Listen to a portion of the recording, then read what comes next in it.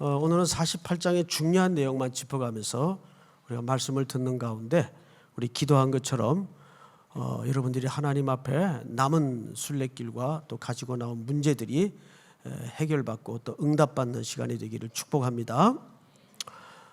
우선 2일 후에라는 말로 시작이 되는 걸로 보아서 지금부터 하고자 하는 이야기는 앞장에 어떤 일과 연결고리를 갖고 있다는 얘기가 되겠죠. 무슨 일이 있었나 보니까 야곱의 마지막 청이 기록되어 있습니다. 자, 볼까요? 37장, 47장. 이스라엘 족속이 애굽 고센 땅에 거주하며 거기서 생업을 얻어 생육하고 번성하였더라. 야곱이 애굽 땅에 지금 거주한 지가 몇 년이죠? 17년을 거주하였으니 그의 나이가 147세라. 29절 시작.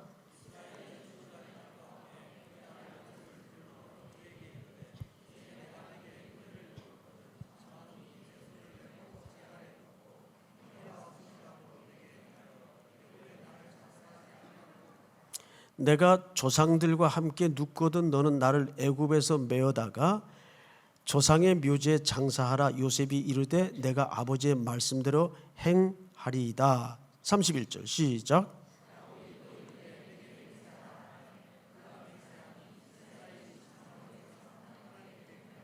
아멘. 자, 이런 부탁이 있었습니다. 내가 조상들처럼 눕거든 나를 애굽에 매장하지 말고 임시로 두었다가 하나님의 약속대로 기한이 차서 출애굽하는 그 시기가 이르거든 내 유고를 반드시 메어다가 하나님께서 아브라함 쪽부터 우리 민족에게 이 가족에 약속한 가나안 땅에다가 묻어다오. 이렇게 부탁을 한 겁니다. 이 일 후에 이제 그 얘기예요. 그러면 1절을 한번 보십시다. 48장. 이 일 후에 어떤 사람이 요셉에게 말하기를, 그리고 또 2절에도 어떤 사람이 이번에 누구에게 얘기하죠?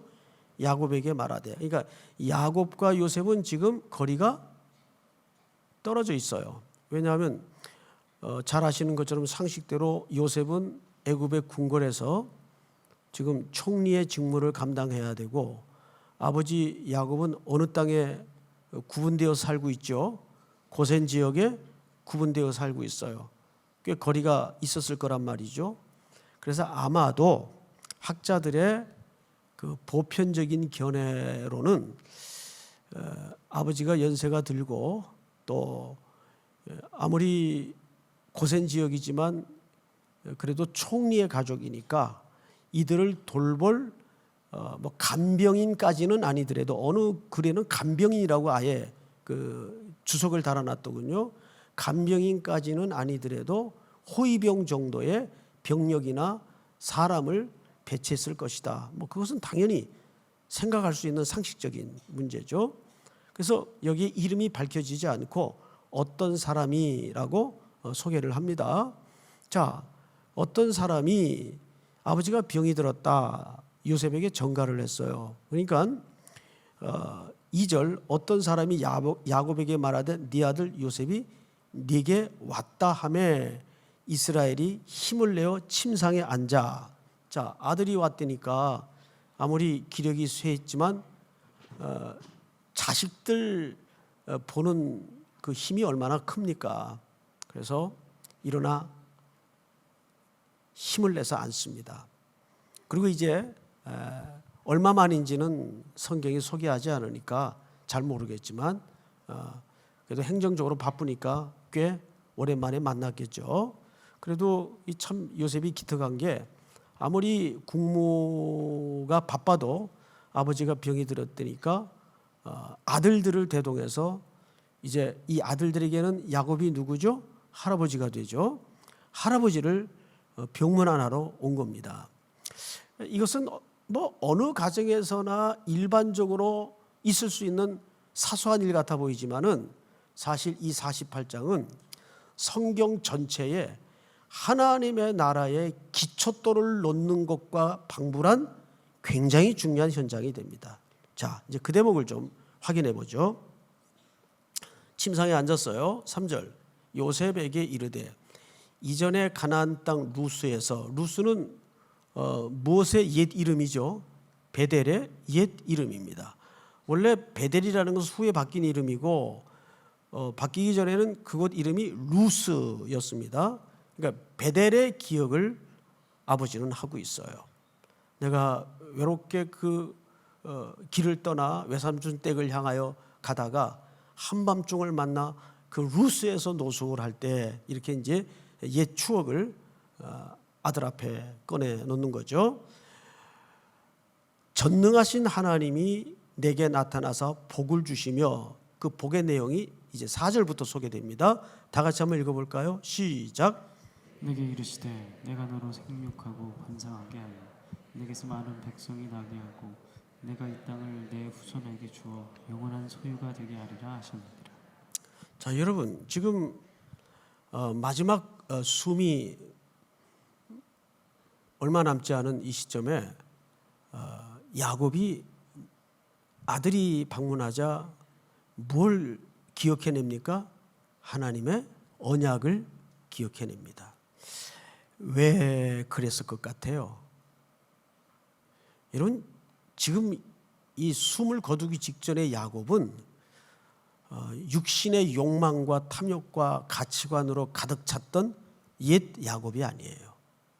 그는 이제 바로 앞에서도 밥 얻으러 온 주제에 윗사람이 할 수 있는 축복을 바로에다 축복을 했다는 것은 무슨 뜻인가 하면 정확하게 야곱의 사는 방식과 가치관이 추구하던 목적이 달라졌다는 얘기입니다.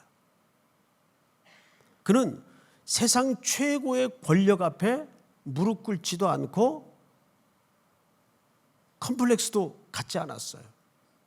그리고 그 영혼 속에는 진짜 가치 있는 것이 무엇이며 진짜 소중한 게 무엇인지를 평생의 고달픈 세월을 통해서 조금씩 알아오다가 결정적으로 요셉을 눈으로 확인하는 순간 그게 뭔지를 알았어요. 아, 인생살이가 내 계획대로 되는 게 하나도 없구나. 다행이죠. 그렇죠? 인생살이가 자기 계획대로 된다면 여기에 계신 분들 가운데에도 저를 포함해서 진작이 시궁창에 헤매일 사람들이 많을 거예요.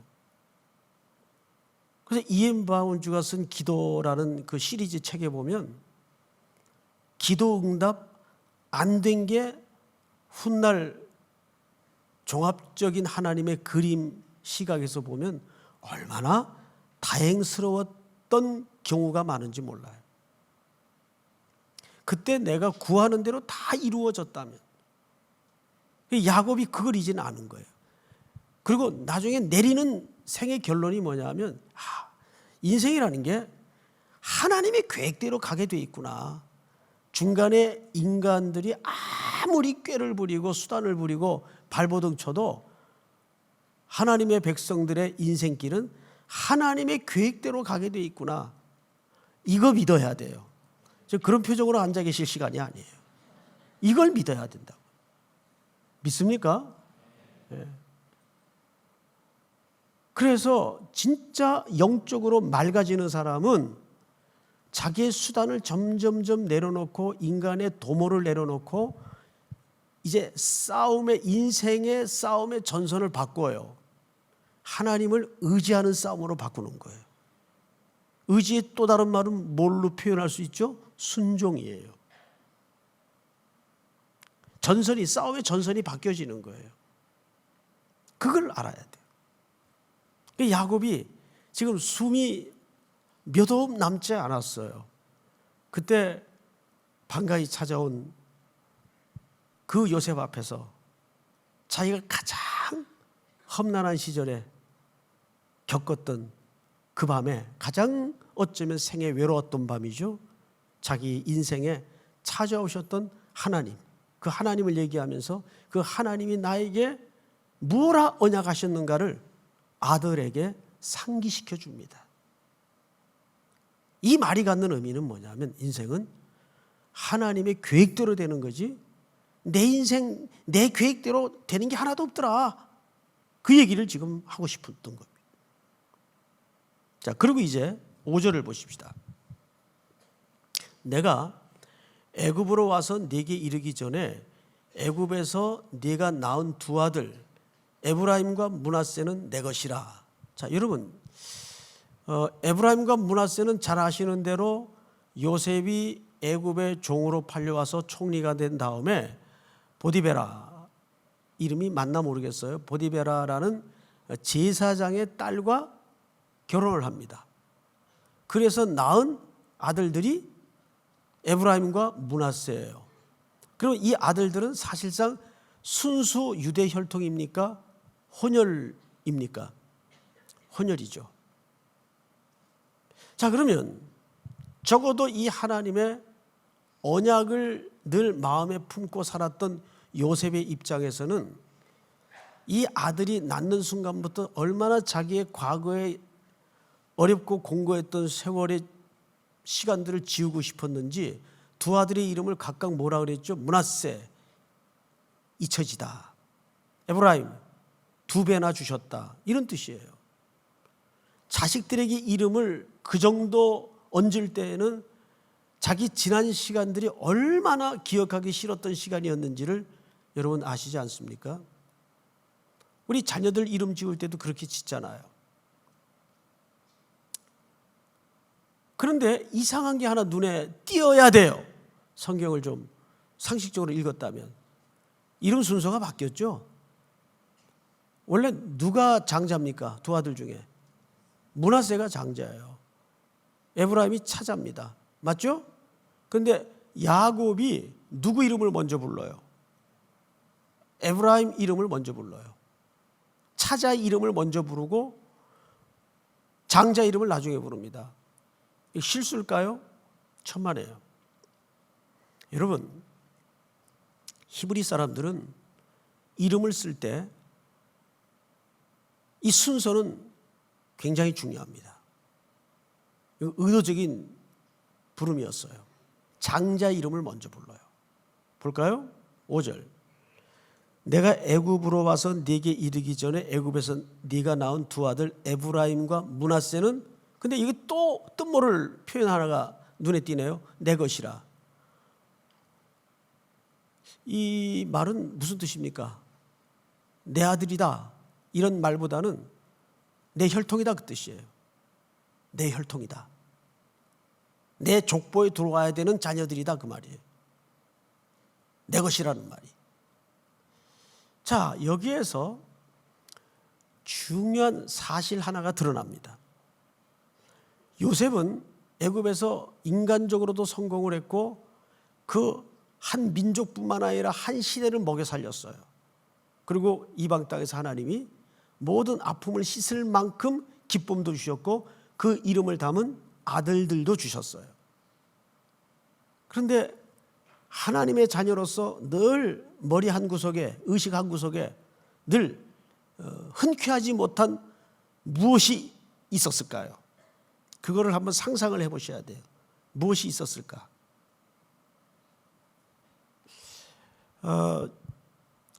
제가 이제 원래 유학을 간 게 아니라 이민을 갔댔어요. 그래서 저는 가자마자 영주권이 나왔어요. 그래서 거기에 아주 오래 돌아오지 않고 살 줄 알았어요. 자기 앞날을 자기가 모르잖아요. 근데 그때 제 의식 한켠에 제일 좀 걱정스럽고 염려가 되었던 게 뭐냐면, 그때는 이제 딸만 있었을 때인데, 여기서 이제 아이들이 태어나고 그러면 여기서 자랄 텐데 얘네들이 한국말을 못하면 어떡하나. 또 보통 그런 2세나 1.5세들을 바나나라 그래요. 바나나. 거기서는 비속어죠. 겉과 속이 다르다 그 말이에요. 겉은 노란데 속은 미국 사람이다 그 말이죠. 그래서 그런 2세들을 바나나라 그래요. 이게 뭐 누구랑 의논할 수 있는 염려는 아니었지만 그래도 애비로서 마음 한켠의 염려가 뭐냐면, 얘네들이 여기서 이렇게 이제 잘할 수밖에 없을 텐데 모국어도 못하고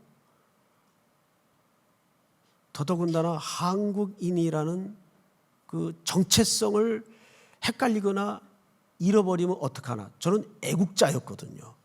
예. 그래서 그런 걱정이 사실 굉장히 컸어요. 자, 그런데 요셉의 입장에서 어땠을까요?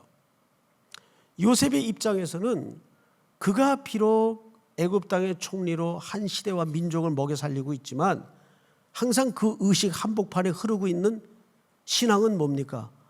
여호와 하나님의 언약에 붙들린 신앙이었어요. 그럼 뭐가 제일 걱정이었을까요? 우리 이 두 아이들이 우리 조상들의 언약의 혈통에 들어가야 될 텐데 그래서 데리고 온 겁니다. 왜? 아버지가 이제 임종이 얼마 안 남은 걸 늘 종합적으로 봐왔거든요. 혹시 모르겠다 싶어서 두 아들을 데리고 아버지 앞으로 병원안 겸 사실 온 거예요. 그런 이유 때문에. 근데 마침 야곱이 두 아들의 이름을 부르는데 이름을 바꿔 불러요. 차자를 앞에 부르고 장자를 뒤에 불러요. 이것도 좀 의아스러운데 더 헷갈리는 건 이 두 아들은 애굽에서 낳은 이 두 아들은 내 것이라. 이때 그 선언 같은 축복의 이야기를 듣는 요셉의 입장에서는 어떨까요? 깊은 근심의 뿌리가 뽑혀지는 거예요. 이거 굉장히 중요한 얘기인데 여러분들 그냥 덤덤히 들으시니까 제가 헷갈리네요 좀.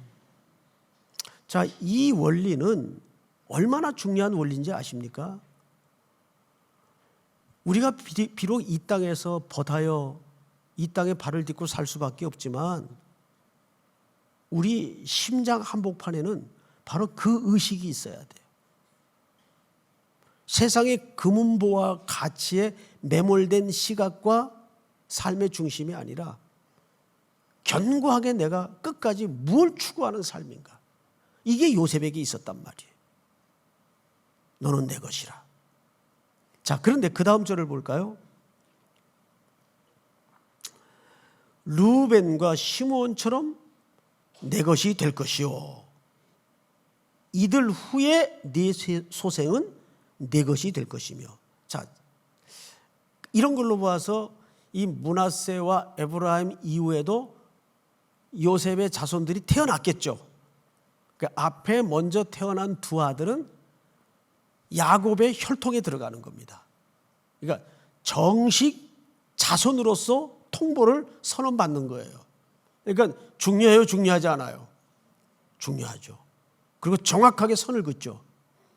그리고 이 후에 태어난 자녀들은 내 것이 될 것이다. 내 것은 누굴 얘기합니까? 요셉을 얘기하는 거예요. 내 것이 될 것이다. 그리고 그 다음 절을 보십시다. 그들의 유산은 그들의 형의 이름으로 함께 받으리라. 7절 다 같이 한번 읽겠습니다. 시작.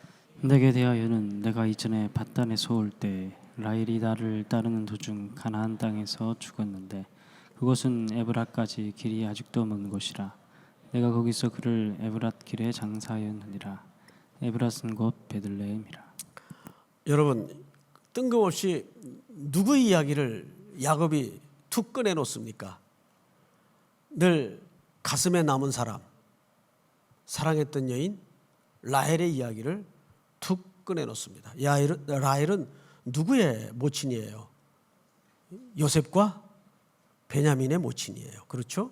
그리고 두 여인은 라헬과 레아의 종들이었고 실질적으로 야곱이 평생을 가슴에 품고 사랑했던 여인은 라헬이었습니다.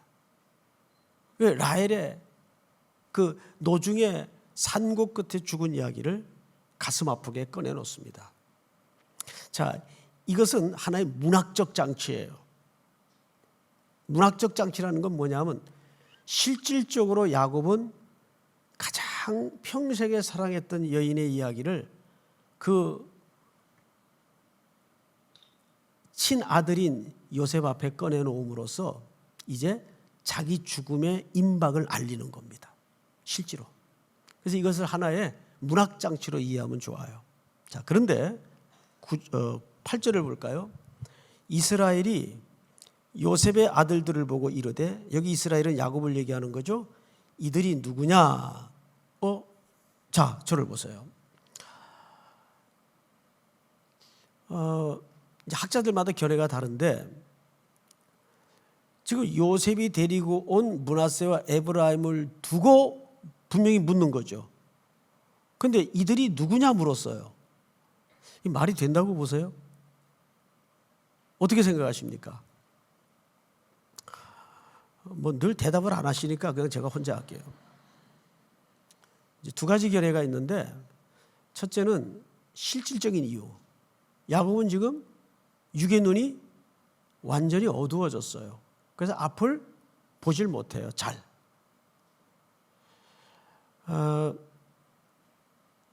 우리가 나이가 들면 눈이 어떻게 되죠? 원시가 돼요.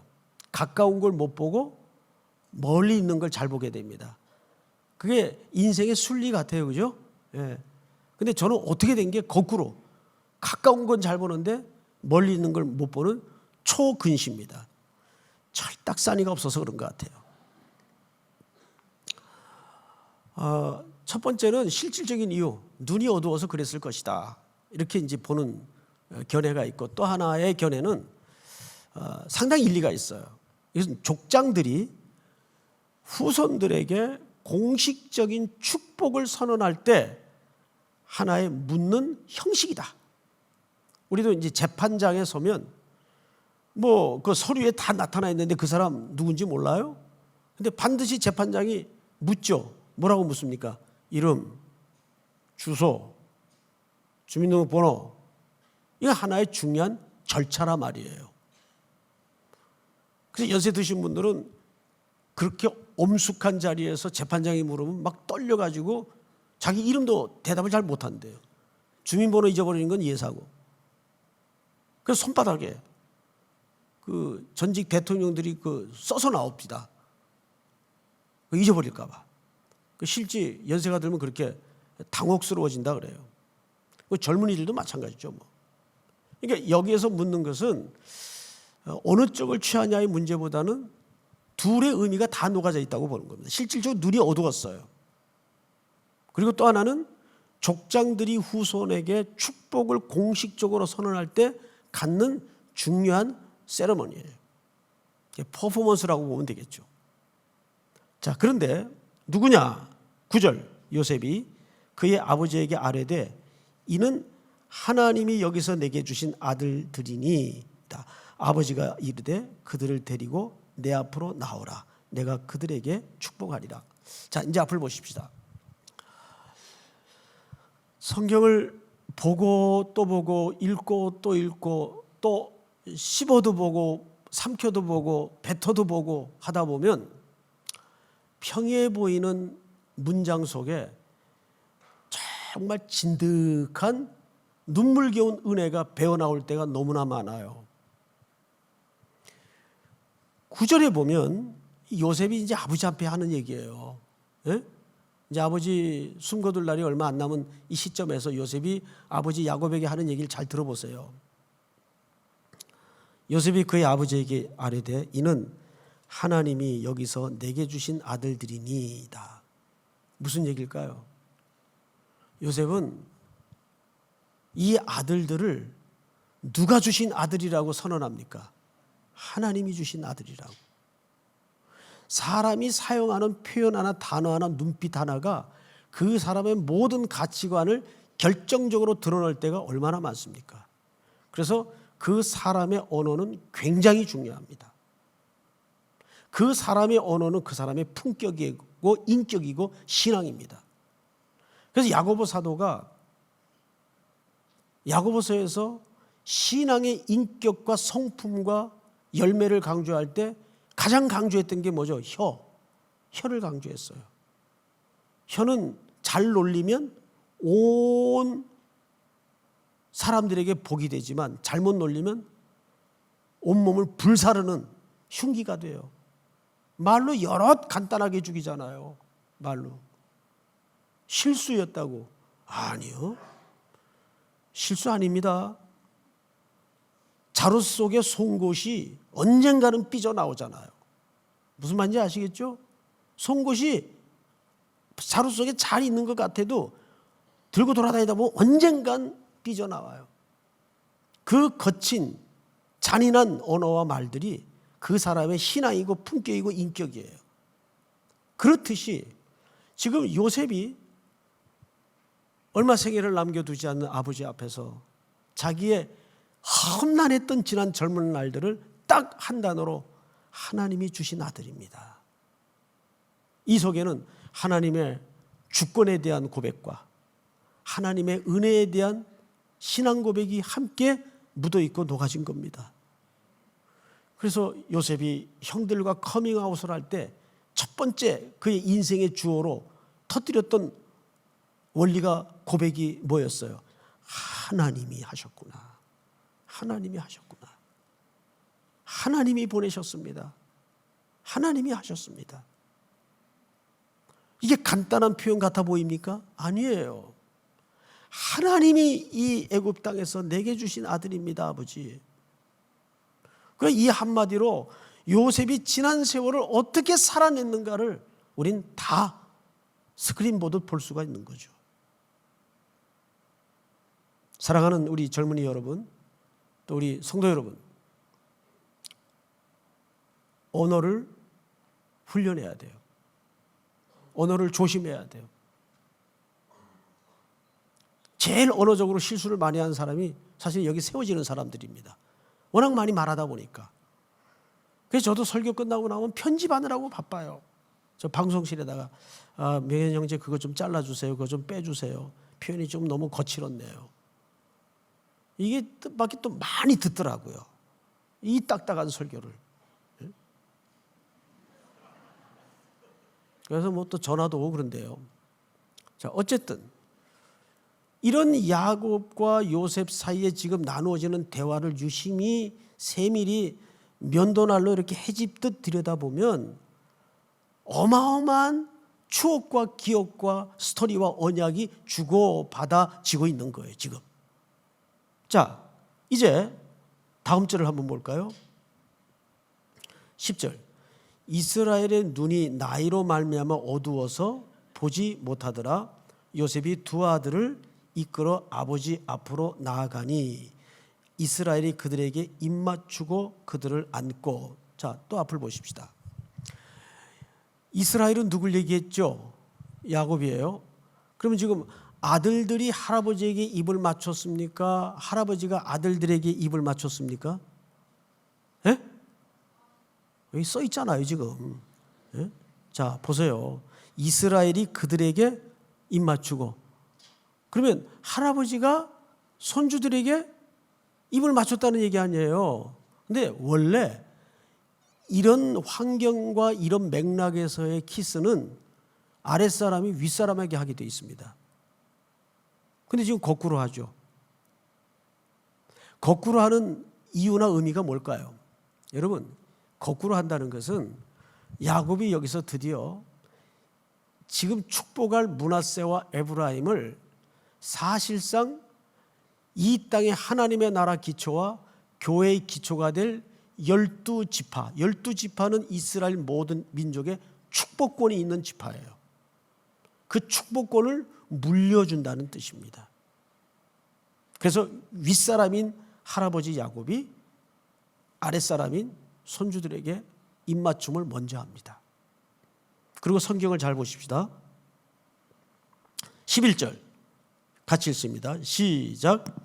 요셉에게 이르되 내가 내 얼굴을 보리라고는 생각하지 못하였더니 하나님이 내게 내 자손까지도 보게 하셨도다. 요셉이 아버지의 무릎 사이에서 두 아들을 물러나게 하고 땅에 엎드려 절하고 13절 다 같이 시작. 오른손으로는 에브라임을 이스라엘의 왼손을 향하게 하고 왼손으로는 므낫세를 이스라엘의 오른손을 향하게 하여 이끌어 그에게 가까이 나아가매. 자, 요 13절은 누가 그렇게 했다는 얘기냐면 요셉이 그렇게 했다는 얘기예요. 자, 저를 보세요. 요셉이 이제 아버지가 여기 야곱이 여기 이렇게 앉아 있으면 아버지 오른쪽에다가 누굴 데려다 놨어요? 장자. 누굴 데려다 놨어요? 성경을 잘 보세요. 13절. 오른손으로는 에브라임을 이스라엘의 왼손을 향하게 하고 왼손으로는 므낫세를 이스라엘의 오른손을 향하게 하여 이끌어 그에게 가까이 나아가매. 그러니까 결국은 어떻게 된 겁니까? 오른손은 지금 누구에게 가 있어요? 야곱의 오른손이. 다시 보세요. 오른손으로는 에브라임을 이스라엘의 왼손을 향하게 하고 왼손으로는 므낫세를 이스라엘의 오른손을 향하게 하여 이끌어 그에게 가까이 나아가매. 둘이 자리를 바꾼 거예요. 그런데 이 행동에 야곱의 반응을 잘 보세요. 14절. 이스라엘이 오른손을 펴서 차남 에브라임의 머리에 얹어버립니다. 오른손은 자고로 성경에서는 능력, 의로움을 상징하는 권능의 의미의 방향이에요. 근데 이 오른손을 누구의 머리에 얹어버려요? 바로 14절을 잘 보세요. 차남 에브라임의 머리에 얹어요. 그리고 왼손은 진짜 장남인 므낫세의 머리에 얹어버립니다. 그러니까 바꿔버린 거예요. 이 광경을 요셉이 보다가 깜짝 놀라죠. 아버지, 바뀌었습니다. 근데 이 장면이 마치 어느 장면과 여러분의 기억 속에 오버랩됩니까? 바로 야곱의 아버지 이삭이 야곱과 에서에게 뒤집어서 축복했던 장면과 정확히 오버랩됩니다. 그런데 다른 게 하나 있어요. 그때와 다른 게 뭐냐면 이삭은 별미를 준다는 말에 야곱의 속임수에 속아서 에서에게 돌아갈 축복을 야곱에게 다 해버렸어요. 족장으로서. 뒤늦게 이 사실을 한 에서가 통곡을 하죠. 자, 이게 뭘까요? 오늘 여기까지만 말씀을 좀 드리겠습니다. 여러분들한테 한번 여쭤볼게요. 잘못 축복한 그 축복도 그대로 진행이 되고 이루어졌습니까? 이루어지지 않았습니까? 이루어졌어요. 맞죠? 정확히 이루어졌어요. 그런데 지금 야곱은 하나님의 의도와 계획대로 실수합니까? 안 합니까? 이건 실수가 아니에요. 볼까요? 실수가 아닌 이유가 뭐냐 하면 15절을 보세요. 그가 요셉을 위하여 축복하여 이르되 내 조부 아브라함과 아버지 이삭의 섬기던 하나님, 나의 출생으로부터 지금까지 나를 기르신 하나님, 나를 모든 환난에서 건지신 여호와의 사자께서 이 아이들에게 복을 주시오며 이들로 내 이름과 내 조상 아브라함과 이삭의 이름으로 칭하게 하시오며 이들이 세상에서 번식되게 하시기를 원하나이다. 17절 다 같이 시작. 그 아버지가 오른손을 에브라임의 머리에 얹은 것을 보고 기뻐하지 아니하여 아버지의 손을 들어 에브라임의 머리에서 므낫세의 머리로 옮기고자 하여 그의 아버지에게 이르되 아버지여 그리 마옵소서 이는 장자이니 오른손을 그의 머리에 얹으소서 하였으나 19절 시작. 그의 아버지가 허락하지 아니하며 이르되 나도 안다 내 아들아 나도 안다 그도 한 족속이 되며 그도 크게 되려니와 그의 아우가 그보다 큰 자가 되고 그의 자손이 여러 민족을 이루리라 하고. 자, 야곱이 실수했어요? 의도적이었어요? 의도적이었어요. 맞죠? 예. 알고 차남 머리에 오른손을 얹고 알고 장남 머리에 왼손을 얹었어요. 그러니까 요셉이 놀라서 바꿔주려고 하니까 돌아. 므낫세도 큰 민족을 이룰 것인데 진짜 므낫세는 나중에 가나안 땅을 분배받을 때 동쪽에도 한 뭉텅이 받고 서쪽에도 한 뭉텅이 받았어요. 요단강을 중심으로. 엄청 받았어요.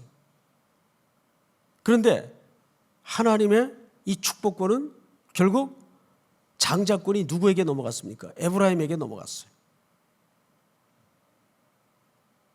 여기 중요한 말은 야곱이 나도 안다를 두 번 얘기합니다. 그러니까 이 말은 무슨 뜻입니까? 정확히 의도적이었다는 거죠. 이삭은 속았어요. 별미 한 죽에. 그런데 야곱은 속아요, 안 속아요? 아니, 실수 안 합니다. 속지도 않을 뿐더러 실수를 안 합니다. 이유가 뭘까요? 여러분, 야곱은 수많은 환난과 풍파를 통해서 영적으로 복된 존재가 된 거예요. 세상적으로는 남의 집살이 하는 격이 되지만 영적으로는 지금 누구보다 낫습니까? 요셉보다 나아요. 요셉은 혈통의 순서대로 축복을 받게 하도록 의도했습니다. 그런데 아버지는 하나님의 섭리와 계획을 따라 장자에게 왼손을 얹고 차자에게 오른손을 얹습니다. 문제는 이거예요. 방금 드렸던 질문처럼 실수해서 복을 준 것도 진행이 되고 응답이 됐어요, 안 됐어요? 진행이 되고 응답이 됐어요. 그런데 야곱은 이게 실수가 아니고 정확히 하나님의 계획을 따라 알고 한 겁니다. 그러면 비교를 해보시라고요. 실수를 해도 이루어 주시는 하나님인데 정확히 알고 한 것이라면 더더욱 이루어 주지 않겠는가 그 말이에요. 그러니까 이것은 하나님의 약속과 언약이 얼마나 더 신실히 견고히 진행이 되고 이루어질 것인가를 이렇게 설명하는 겁니다.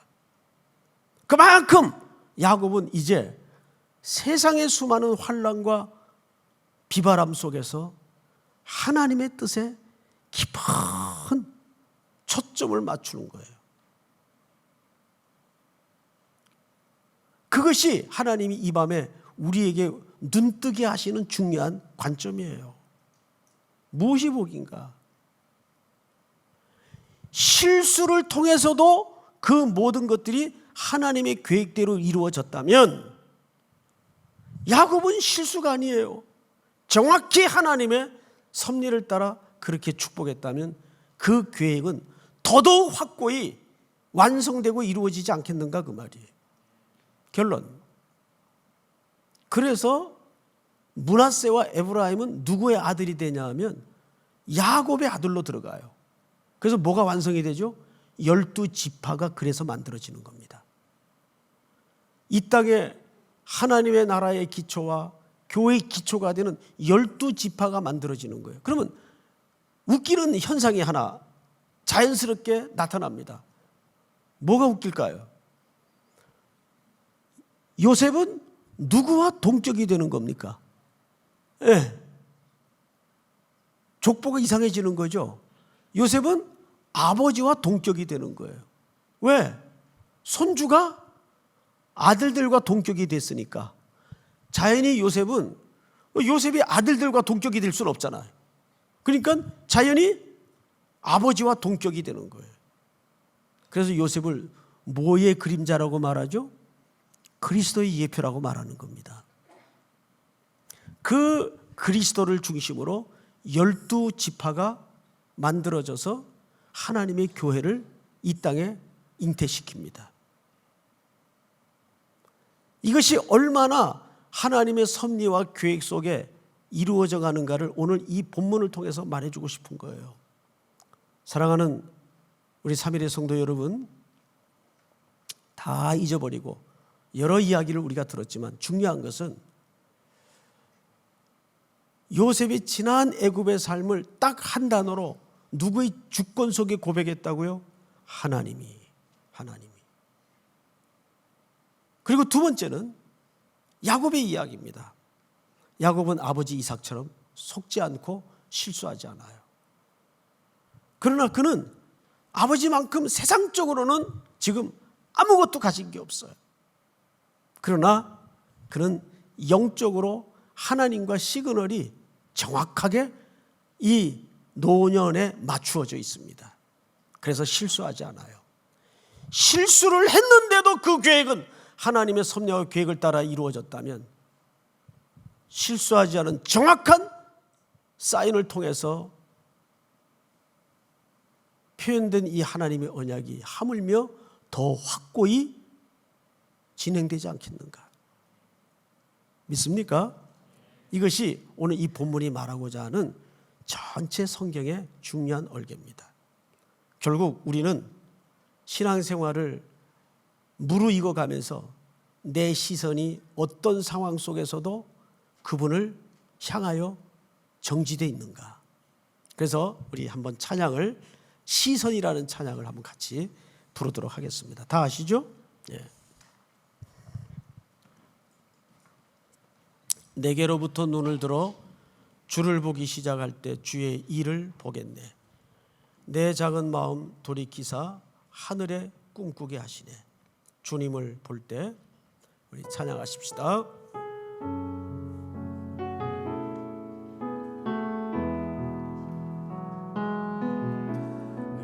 내게로부터 눈을 들어 주를 보기 시작할 때 주의 일을 보겠네.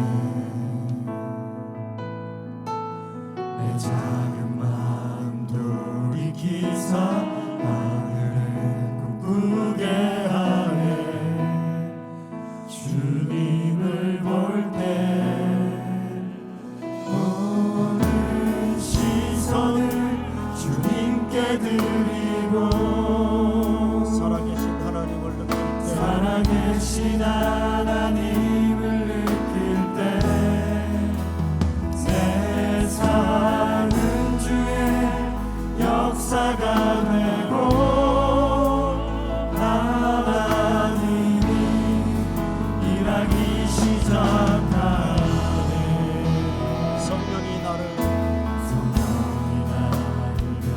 변화시켜 모든 두려움 사라질 때 주의 일을 보겠네.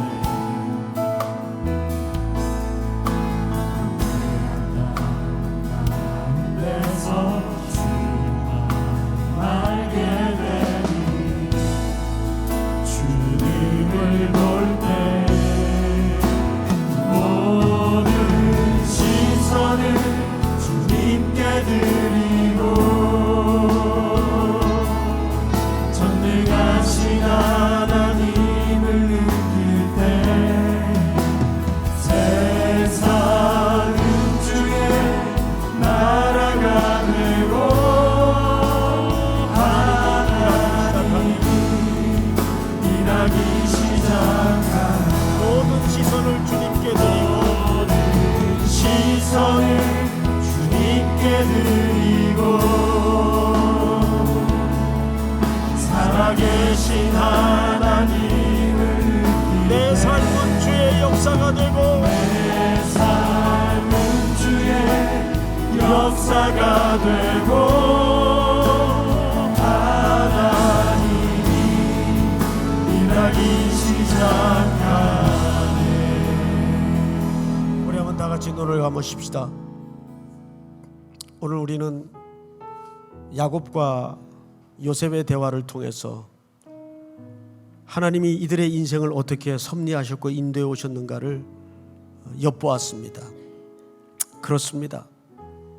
사람은 넘어지고 연약해서 실수하지만 그리할지라도 하나님의 계획은 묵묵히 꿋꿋이 이루어지고 진행될 것입니다. 그런데 여러분들이 하나님께 시선이 모아지고 여러분들이 하나님 앞에 채널이 맞추어진다면 얼마나 놀라운 하나님의 역사를 이 땅 순례길에 걸어내겠습니까?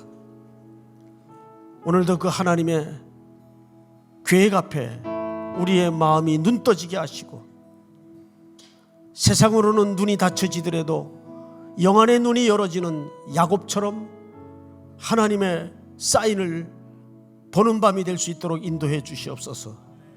그리고 이 시간 여러분들이 하나님 앞에 기도해야 할 제목들이 있겠죠.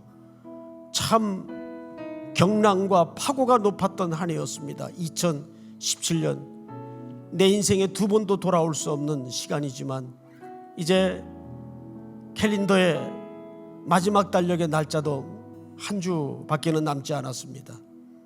이 한 주간 동안 기도의 자리에 머물게 하신 주님, 우리를 깨워 여기까지 인도하신 주님, 지난 3주간의 특세를 통해서 His people, 어떻게 그의 백성이 되어가야 하는가, 또 하나님께서 찾으시는 그의 백성들을 향해서 우리는 어떻게 길을 떠나야 되는가, 많은 주제와 제목들을 마음속에 부담으로 붙들기 시작했습니다. 여러분, 하나님의 일은 거룩한 부담, 영적인 부담으로부터 시작이 됩니다. 오늘 부르짖는 가운데 그런 거룩한 부담이 내 마음속에 다시 한번 무르익는 복된 확인되는 밤이 될 수 있도록 인도해 주시옵소서. 우리 이 시간 다같이 한번 주여 부른 다음에 소리내어 통성으로 다같이 기도합니다. 주여